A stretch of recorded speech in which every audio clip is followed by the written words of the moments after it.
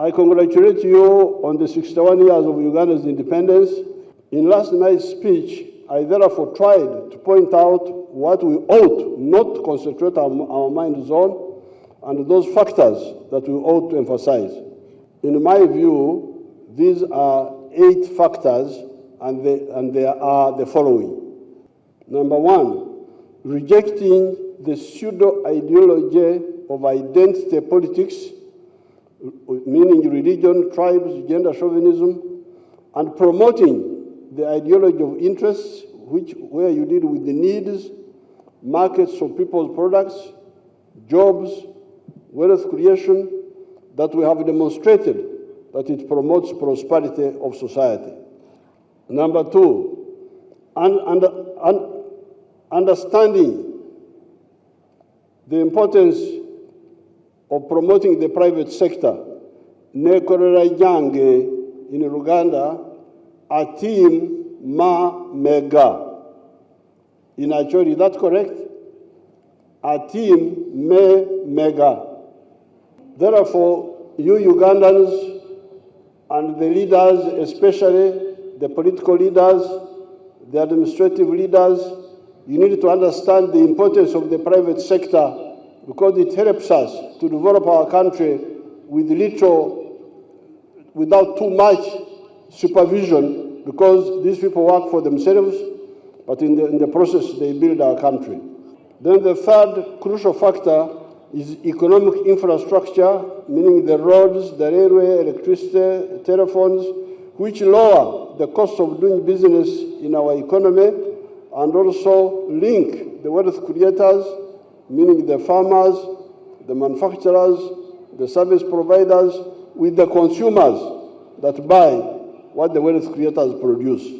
Now, the fourth factor is social infrastructure in the form of schools, health centers that cater for developing knowledge and the skills of the population, as well as protecting their health. When children are transitioning from crawling to walking, they try to stand up and keep falling down. The parents, however, encourage them by saying, Tengerera, Tengerera, in Uganda, in Runyankore, Singabarezi, Singabarezi, in Runyankore, and Tete, Tete, in Luo. Yes, sir. You cannot get a well-wisher who does not want a child to stand and walk on his own. Therefore, when you get an actor who says, if you act independently, I will deny you solidarity, I intended to give you. My answer to such a person is, keep your bribe. I prefer my ability to stand on my own and in freedom. I cannot end my remarks while here in Kitgum without informing our people here about the Renkunyu, Masindport, Apache, Lira, Puranga Road that is now being tarmacked by companies known as Sadim Al Kuwait, General Trading and Contracting Company, and Gursam Insat Sanai. They are working on that road.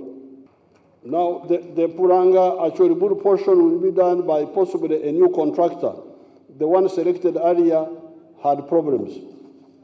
Now, finally, the insecurity caused by the cattle rustlers. I go to when we met in Balegi, we agreed on what to do, and I'm sure things have changed. And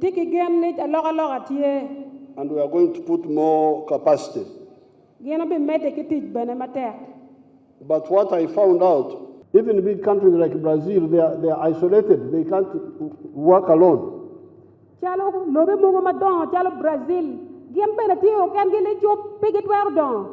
So we are telling you, if you want to succeed, concentrate on East African integration and African integration.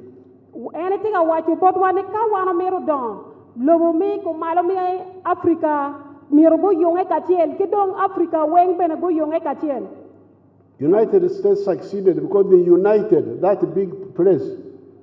The 13 colonies of America, they united them there. What do you call corruption in our language here?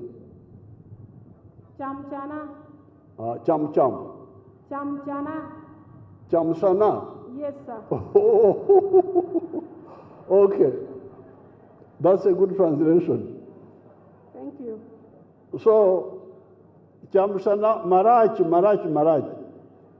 Corruption is very bad, very bad.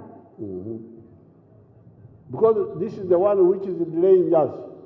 And again, madong tia weko watika gala gala ne. And look me chamchana. And we are going to crush the corrupt people. Wabik tiero jomagen titimo chamchana. Because they are parasites. Pian jono eno ne gen bermera bera. The two important words, P and court, they are from the environment, water and rain. Jamario mapiera tek morum waena ye pi ki court. And if you damage the environment, you damage the P, you damage the court, you damage the rain, you damage the water. Ka tek ka wana balo ka ka morum wa no wa balo ka toro dok ben no wa balo pi. So, therefore, I am going to write an executive order to really stop the damage to the environment, because that's very, very important for our survival.